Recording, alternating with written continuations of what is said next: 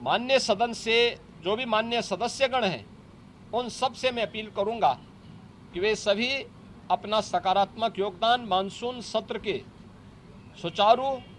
संपन्न करने में अपना योगदान देंगे। सदन की कार्रवाई सुचारू रूप से चले और उत्तर प्रदेश के इस विकास में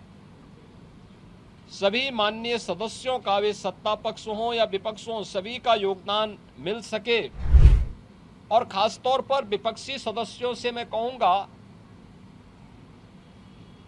कि वे जिन भी उन रचनात्मक मुद्दों को लेकर के सदन का ध्यान आकर्षित करना चाहेंगे, प्रदेश के विकास से जुड़ी भी, प्रदेश की जनता जनार्दन से जुड़ी हुई हर समस्या का समाधान करने के लिए सरकार पूरी प्रतिबद्ध है। उत्तर प्रदेश विधानमंडल का सत्र आज से प्रारंभ हो रहा है। ये मानसून सत्र है। मानसून सत्र में मैं सबसे पहले सभी माननीय जनप्रतिनिधियों का, माननीय विधायक, माननीय विधान परिषद सदस्य और विधानमंडल की कार्रवाई को सकुशल संपन्न करने में योगदान देने वाले सभी दलों से जुड़े हुए अन्य जो उनके सहयोगी हैं, विधानसभा और विधान परिषद के सचिवालय से जुड़े हुए जो अधिकारीगण हैं, इन सब का मैं हृदय से स्वागत करता हूं।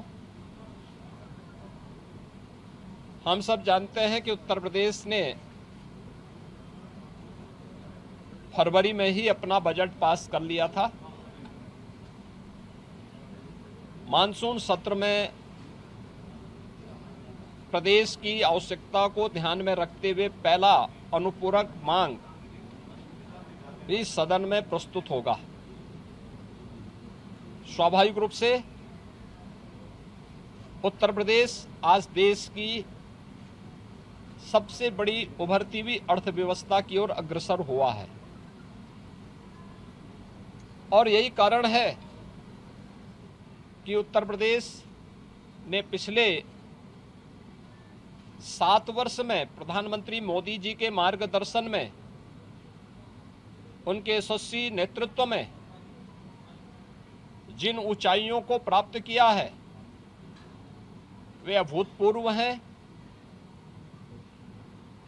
अविस्मरणीय हैं, अनुकरणीय हैं। सदन की कार्रवाई सुचारू रूप से चले और उत्तर प्रदेश के इस विकास में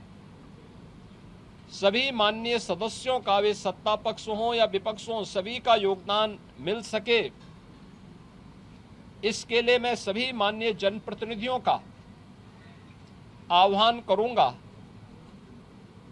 और खासतौर पर विपक्षी सदस्यों से मैं कहूंगा कि वे जिन भी उन रचनात्मक मुद्दों को लेकर के सदन का ध्यान आकर्षित करना चाहेंगे, प्रदेश के विकास से जुड़ी भी, प्रदेश की जनता जनार्दन से जुड़ी हुई हर समस्या का समाधान करने के लिए सरकार पूरी प्रतिबद्ध है। सदन का मंच उस चर्चा का, परिचर्चा का विषय बने, इसके लिए हम लोग पूरी तैयारी के साथ, मेरे सहयोगीगण उसका जवाब देंगे।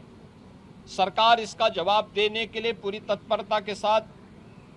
वहां पर उपस्थित रहेगी। सदन की कार्रवाई सुचारू रूप से चल सके, विधायी कार्य सकुशल संपन्न हो सके, इसके लिए माननीय सदन से जो भी माननीय सदस्यगण हैं उन सब से मैं अपील करूंगा कि वे सभी अपना सकारात्मक योगदान मानसून सत्र के सुचारू संपन्न करने में अपना योगदान देंगे। इसके लिए आज से प्रारंभ हो रहे मानसून सत्र में मेरी सभी माननीय सदस्यों से अपील होगी। मैं एक बार फिर से मानसून सत्र के प्रारंभ होने के लिए के अवसर पर सभी अपने माननीय सदस्यों का जो इस सदन के कार्यक्रम में भाग लेने के लिए आए हैं, वैसे भी यह देवादिदेव महादेव का पावन मास सावन मास है और सावन मास में बड़े पैमाने पर हमारे जो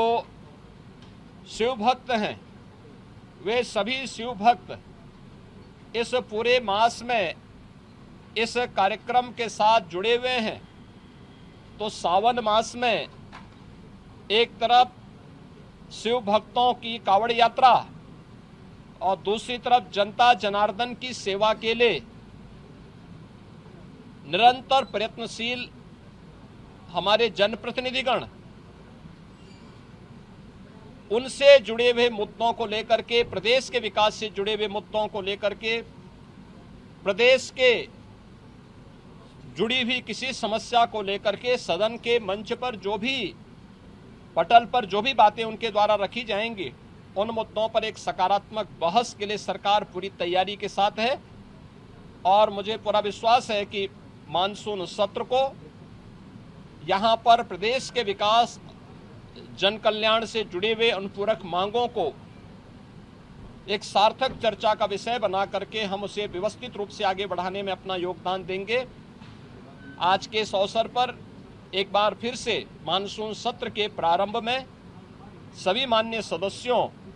का मैं अपने सहयोगियों की ओर से, मेरे दोनों सहयोगी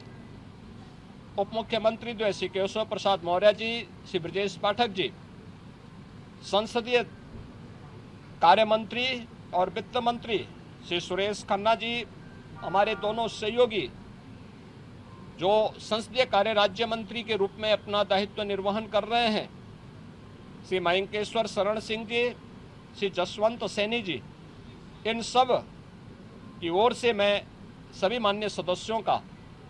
एक बार फिर से स्वागत करता हूं और मानसून सत्र को सुचारू रूप से चलाने के लिए उन सब के सहयोग की अपेक्षा और आकांक्षा रखता हूं। धन्यवाद। जय हिंद।